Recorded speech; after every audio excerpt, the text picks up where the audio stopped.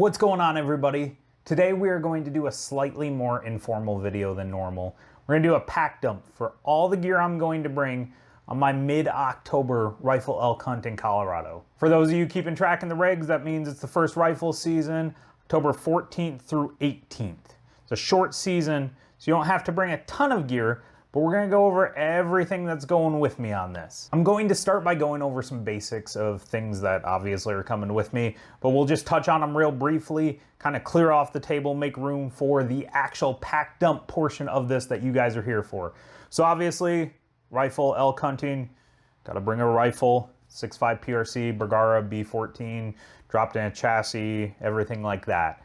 My pack is going to be that hybrid pack. If you've been on the channel for a little while, you've probably seen me talking about it. If not, I got two different videos on it. It's a Kifaru frame and an Exo Mountain actual bag. It works really well together. I like both of their components, so it really made sense to kind of mash them together and make what to me has been an amazing bag. It's been the perfect bag so far. Now you'll notice as we go, things will just start disappearing from the table, like this rifle. Don't mind that, that's just our version of special effects. And honestly, like, I'm a normal dude like you guys. I only have so much room in this actual room that I'm filming in. So again, we're gonna get rid of this pack, and we're gonna head into some stuff at the front of the table that you can't see. It's going to be all the things that are going in on my body. Now this is real basic stuff I'm changing into at the trailhead. I'm not gonna drive in this or anything crazy. It's like a 9-hour drive from where we live, but this is how I am going to hike in, and then we'll go to the actual contents of my pack. So to start it off, start at the bottom, my boots, Crispy Altitude GTXs, did a review on them, really like them so far. They're going to be my boots for this trip. I think they're gonna do really well in everything Colorado has to throw at us. Moving on, for a hunt like this, I don't necessarily love a bino harness. So when I'm not using a bino harness, I use this Hill People Gear chest rig. Works really well, keeps a walkie-talkie on me in case we get separated, anything like that. Health and wellness checks, everything of that nature. Keep my rangefinder in here, my Glock 43X, phone, everything like that can go right in this pack and right on my chest. I've really liked it so far. Now for the actual clothing, real simple, gotta start with a belt. Definitely need one of these bad boys. Some gaiters. For those of you that haven't used gaiters, they do an amazing job at keeping everything out of your boots. Snow, brush, leaves, twigs, everything of that nature. They're super lightweight, worth their weight in gold though. For those of you that don't know, Colorado, it's like the Michigan deer opener. You gotta be covered head to toe in orange in firearm season. So, got my orange ball cap. Don't wanna wear a beanie on my hike in. Orange vest. For my actual clothing, we'll start with my socks. Oop. I like Darn Tough socks. They're a little pricey, but they come with a lifetime warranty. They've really held up well, and they've been great to my feet so far. Like I said, a little bit more expensive, but definitely worth it to me. Remember what I said about things disappearing? Well, those socks are gone from the video now, but they're very much going with me. My shirt's gonna be this lightweight hoodie from Under Armour. Nothing special on it. I do love these lightweight hoodies for hiking though, and we're gonna put in a few miles to get back into where we're glassing from. The reason I like them, obviously the lightweight makes it a little bit more breathable, everything like that you were looking for as you were hiking. But I like the hood for one reason only. Well, two reasons really. Sometimes it keeps the sun off me if I'm lucky and we're having a good weather day. But number two, and more importantly, as I'm hiking under brush and stuff, I can flip it up, protects my back and everything from it falling down and getting in between my back and my pack and really getting itchy, scratchy, all the things that we hate from the brush and everything in the woods. Some real basic pants. These are from Duluth Trading Company. I think they're their fire hose pants. I don't like camo pants. I think you overpay for something that doesn't matter a ton. So all of my hunting pants are solid colors. Has worked out fine for me so far. But these Duluth pants have been fairly tough. They hold up to the elements real well, everything like that. They're not terrible for hiking. There are lighter pants, but for what I'm looking for, not knowing the weather, everything like that, these are gonna be the ones I rock. So that is the basics of what is going on my body. Obviously things like wallet, car keys, truck keys in this case, everything like that gonna be tied in, but this is the basics of my gear. So we're gonna get rid of this. I'll be right back. I'm gonna dump my whole pack on this table, and then we're gonna start diving into the gear I'm actually gonna take on my back and with me. I'm back. This is the vast majority of the important stuff from my pack. We're actually gonna have to divide this up into 2 different little shots. Don't worry guys, stick with me. I'll get you through all of it, but we'll do the clothing in a second. But as far as actual gear, this is the majority of what I carry. Now, you'll notice there are some things missing. I'm gonna acknowledge those. Sleeping bag takes up like probably half of the table, so I'll just briefly touch on that. It's a Western Mountaineering Badger 15. It's a 15-degree bag, it's a down bag. There are some pros and cons of down versus synthetic, but in this case, down wins, it's a little bit lighter. I've had really good luck with staying warm in that bag, so we're gonna rock it in Colorado. Now you'll also notice that I have no tripod up here. And you guys know I preach that a tripod is very important in the glassing game. Well, without a tripod, my camera is somewhere down there on the floor and you guys can't see what's going on. So my tripod is literally holding my camera up. I'll just touch on it real briefly. It's a slick 734 tripod. And you guys know me, I'm gonna have the ball tripod head on top of it. Beyond that, let's start diving into the actual gear, and I'll kind of work from my left, your right, all the way over. So starting over here, bugle tube. It's a Phelps bugle tube. Nothing crazy about it. Probably won't use it a ton. Obviously, mid-October, not really a ton of calling is going on. They're not going to be responsive to calls in the way that they're going to come in to you.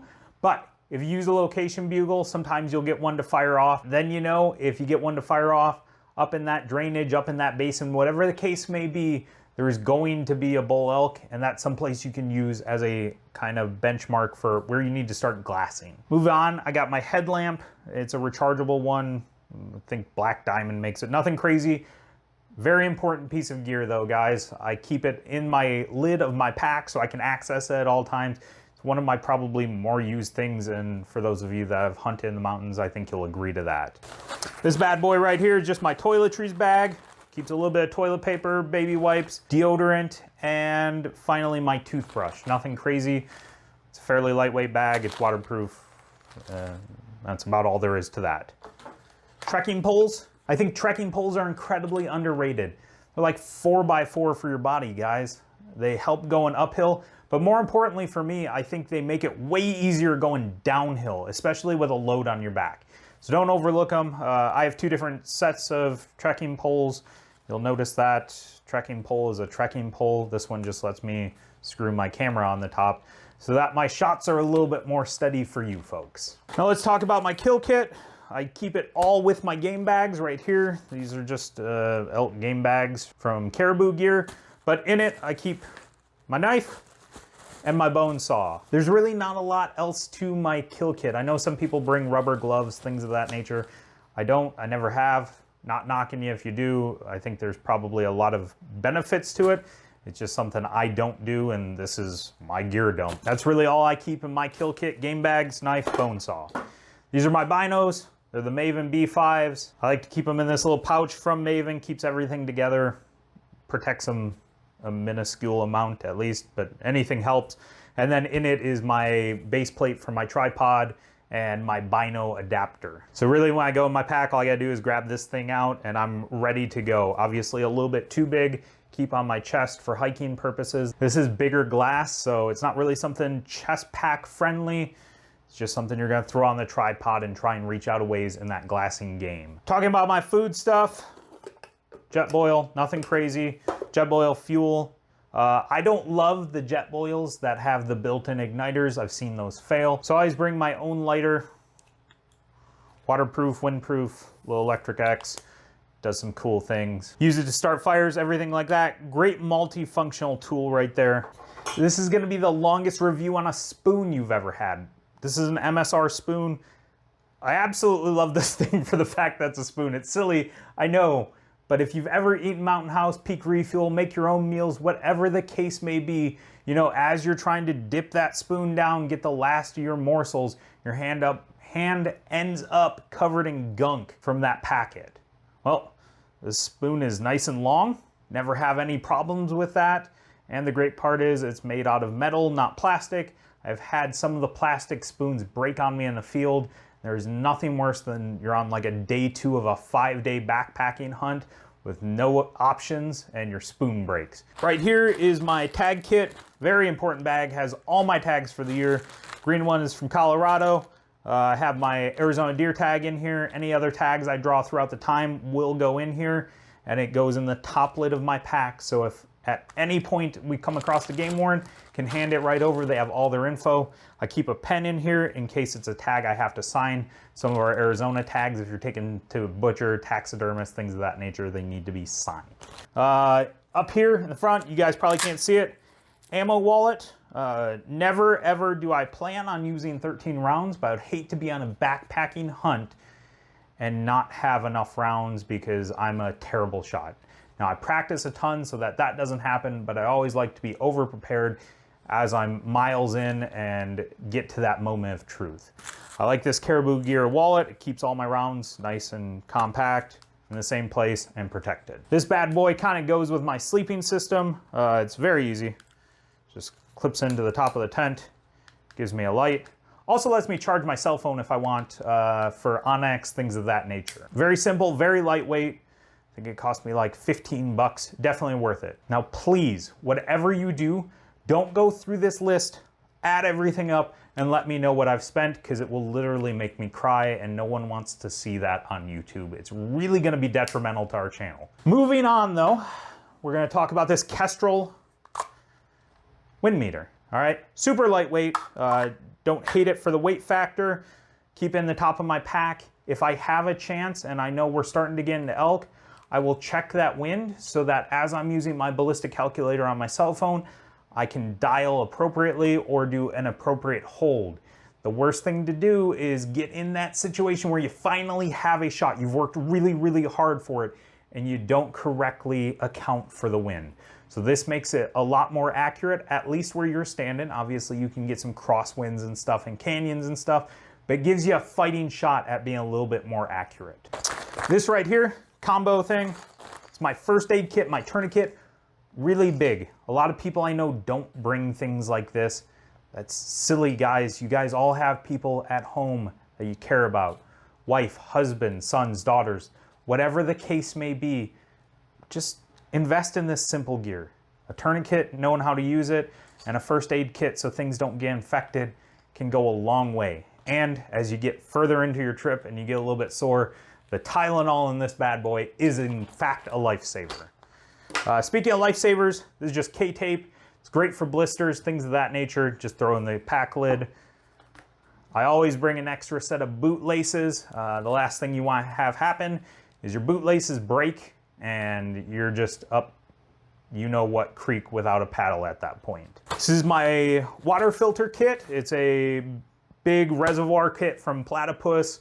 It's a gravity feed water filter. It's worked really good for us when we have water. The nice thing about it is it filters water fast, it's not super heavy, and we can filter a ton of water at a time so we can all fill up our bladders immediately. Now speaking of bladders, you'll see my bladder's not up here. Again, it takes up quite a bit of room on this table.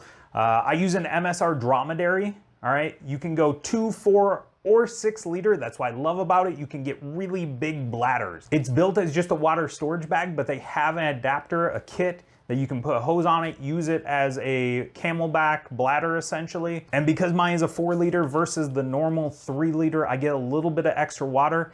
And if, man, through the course of a 5-day hunt, that means I get to go all the way down to the river one less time and save my legs, 100% worth it. Now, as you guys might know from my spotting scope video, spotting scope is going to go with us to Colorado. I don't usually love a spotting scope. However, Colorado has point restrictions and we really got to make sure we're shooting at the right animals.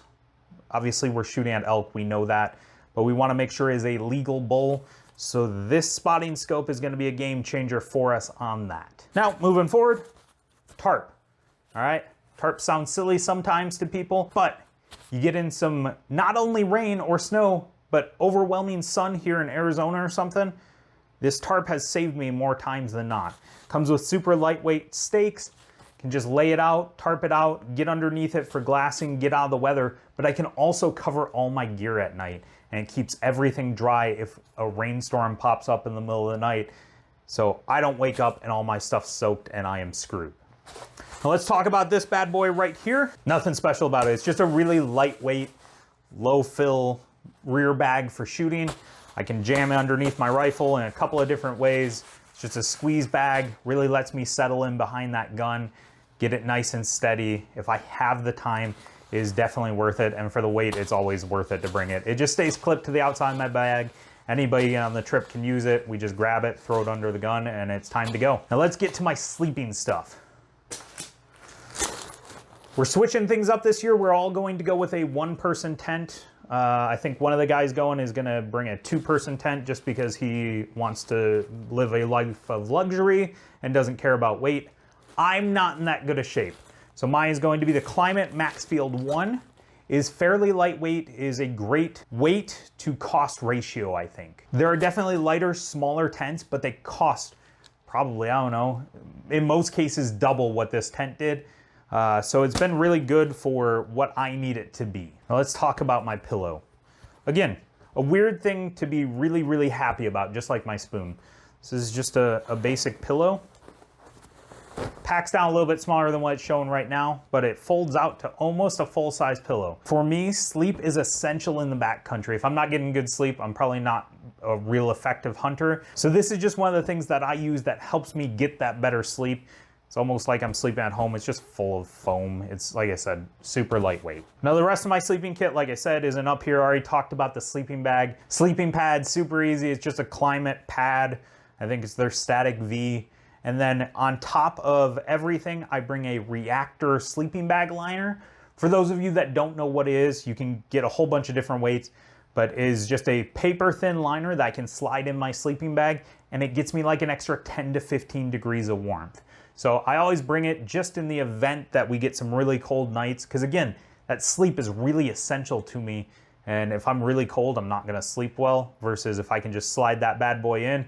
One, it protects my sleeping bag from all the gunk of my body from the day, but two, keeps me a little bit warmer. One of those things that's worth its weight in gold as far as throwing in the pack. Now I'm gonna clear this table off, throw my clothing up here. We're gonna talk about that, and then you guys are gonna be ready to go elk hunting. Now we're gonna go over my clothing, and I can't go over my clothing until I acknowledge that I dropped the ball.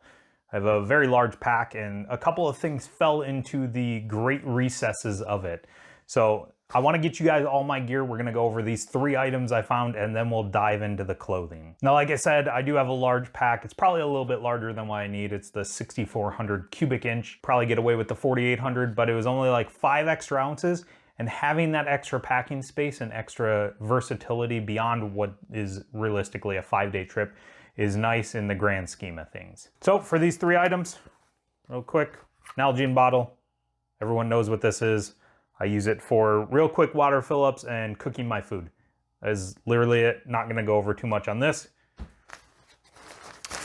This is my pack cover. It's from Mystery Ranch. I think I got it when I bought a Mystery Ranch pack. Not real brand loyal, get whatever one you want, but it's a good thing to have. They're super lightweight, super small. You can throw them on as you're hiking through the rain. It really keeps the weight off from the water. And beyond that, if you're just ditching your pack for a quick rainstorm, you can wrap it around it, keeps it fairly dry. I don't know that I'd use it for a sustained rainstorm just because water can get underneath it. That's where that tarp comes in handy. But this is great for that quick, sudden burst of rain. And it's bright orange, the blaze orange, so it really satisfies that for Colorado for me. Now let's talk about this Sea to Summit dry bag and the things within it. This is my electronics bag. I do have some stuff in here for camera gear. I'm not gonna go over that because you guys may or may not have camera gear. And if you don't, this is largely irrelevant to the hunting, the camera portion of it. But there are some things in here that are going to be useful for you guys. So let's start with this bad boy right here, an Anchor power block. It's a 20,000 mega amp or whatever they use to measure the capacity. I don't really know. But it's done a great job for me. It has never ran out of power in any of my hunts, and that's really what I'm looking for. I want more power than what I need so that I don't lose my cell phone, Onyx, things of that nature. I think the worst it's gotten down to is like 10% left. So definitely recommend this thing. Wasn't too expensive. Does have some weight to it, which is unfortunate, but it's still worth it to me. I have a couple of cords for charging cell phones, flashlights, things like that. Like I said, from that Anchor power block, nothing crazy. Flashlight, this one's from Olight. It was my former work flashlight. is a rechargeable flashlight, regardless of what flashlight you guys carry. They're immensely helpful. They're bright, they're brighter than your headlamp. They're super helpful for things like tracking animals after you shoot them. If you got to skin and quarter in the dark, break down that animal in low light conditions, sometimes this is going to be more helpful than that headlamp. Regardless of what you carry, definitely a needed item for your gear.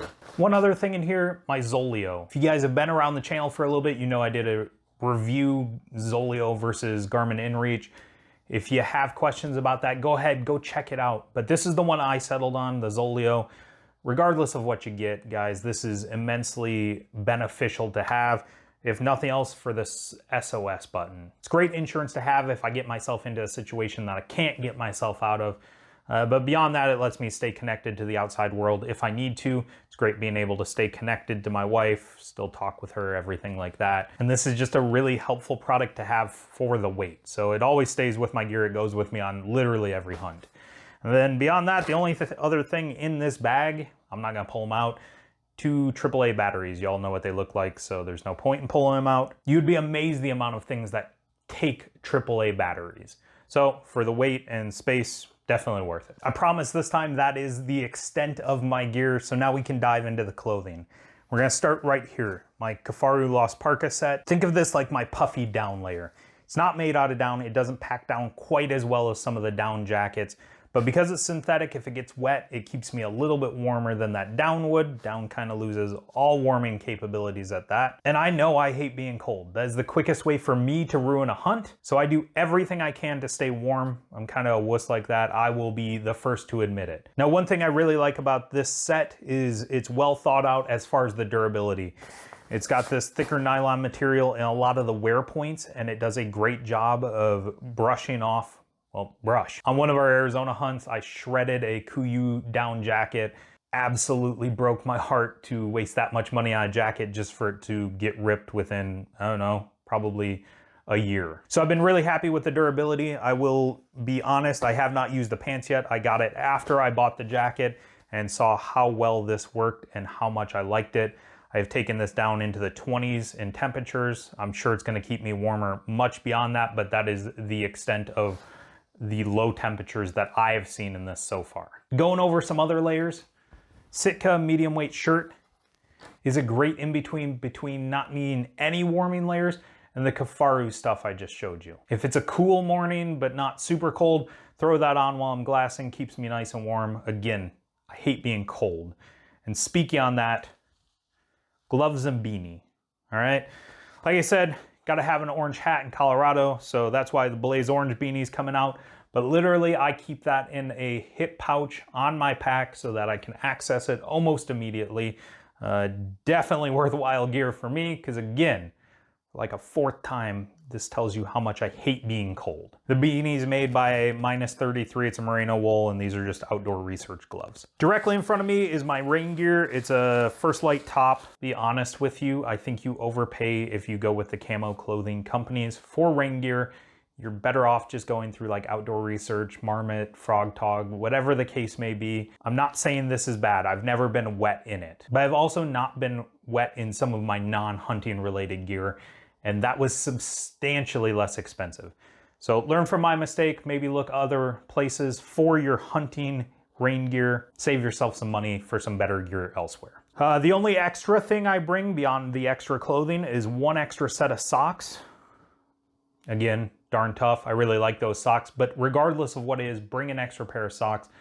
That is one of the quickest ways to ruin your hunt is wet, cold feet. So if you need to change out socks, it's always nice to have an extra pair. The weight to benefit ratio is through the roof. For my actual extra pack clothing, again, just socks. I do have underwear. I'm not a savage like that, guys, but I'm just not gonna put my underwear on YouTube. This is just a First Light merino wool hoodie. It's a little bit thicker than my Under Armour one that I hike in with. That's what makes this great. It's great for glassing, things of that nature. So that's why it gets the nod for the packed clothing. And then just again, a pair of Duluth Train Company pants. Like I said before, I think you overpay if you get a camo pattern pant. Typically those are more expensive than plain solid colors.